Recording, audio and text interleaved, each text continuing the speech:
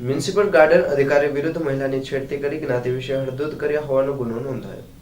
મળતી માહિતી અનુસાર ભાવનગર શહેરના રાજાશાહી સમયના સરદારબાગ એટલે કે પીલ ગાર્ડન ખાતે લોકોના શ્રદ્ધા અને આસ્થાનું કેન્દ્ર ગણાતા રૂખડા દાદાને ગાંઠિયાની માનતા માને છે અને આ ગાંઠિયાની માનતા પૂર્ણ કરવા શ્રદ્ધાળુઓ ગાંઠિયા લઈને પીલ ગાર્ડનમાં રૂખડા દાદાના મંદિરે દર્શન કરી માનતા પૂરી કરે છે।